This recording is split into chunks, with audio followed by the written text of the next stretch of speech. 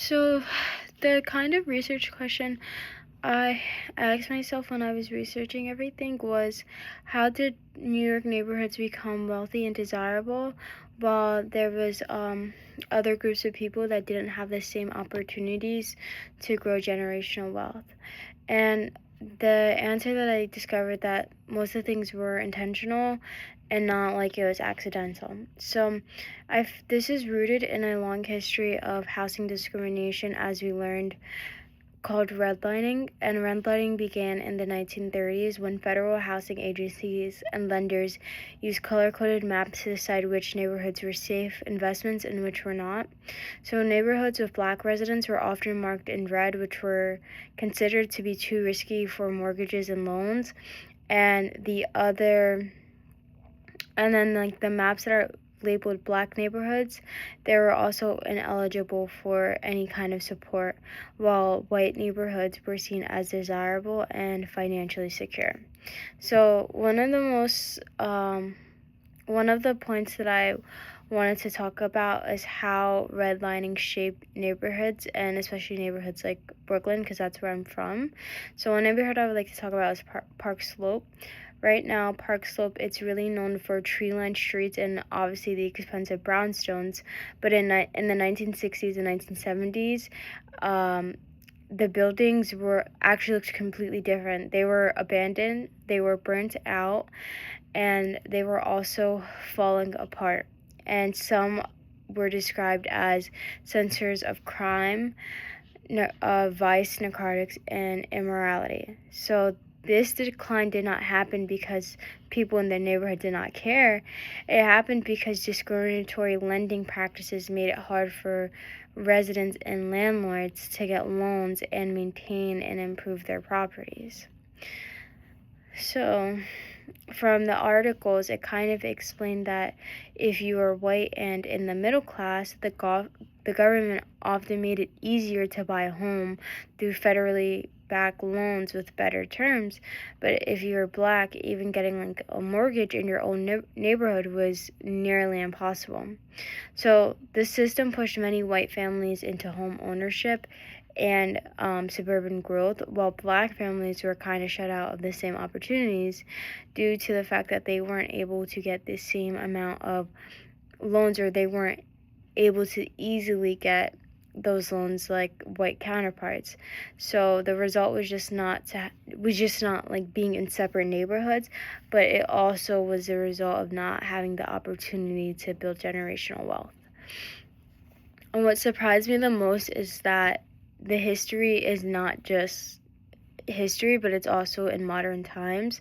So the second source was showing how discrimination still continues in housing. So a Newsday investigation on Long Island found that black home buyers were treated differently than white buyers nearly half of the time.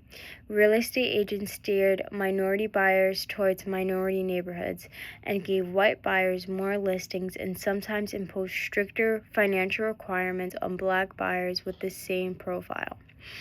So this means that the problem kind of changed form, but it didn't fully disappear.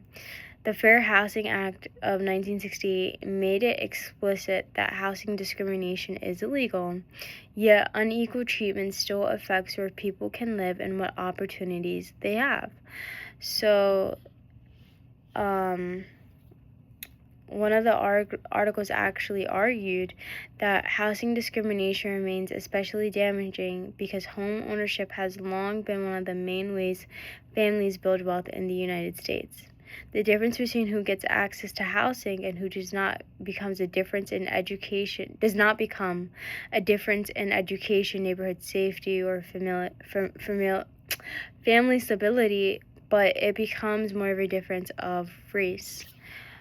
Another thing that I've discovered with this research is that local history is not just about old buildings or just neighborhoods changing, but it's also about power in a way. It's about like which communities were more supported and then those that were neglected, and how like those decisions in the past like 20, 30 years ago affects what the present modern day time looks like and what even the future could look like.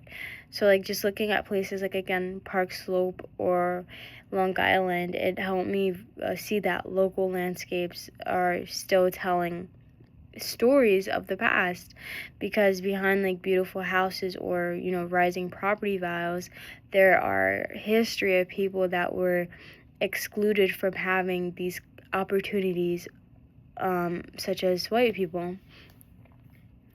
This research, it also gave me an idea for if I wanted to invent a story.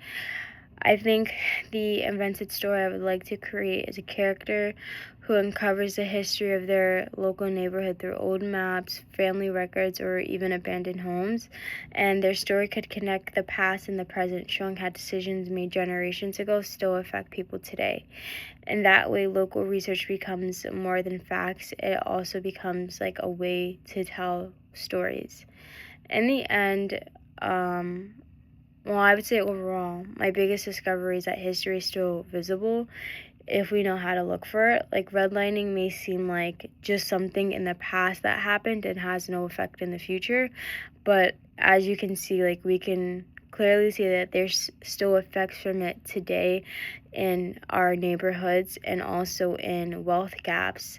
And still, even now, when there's modern day realtors that are not giving minority groups the same opportunity or same listings as the white majority. So by studying this kind of history, I learned that place matters, remembering like what happened in the past matters, and that also stories that we tell our community matters too.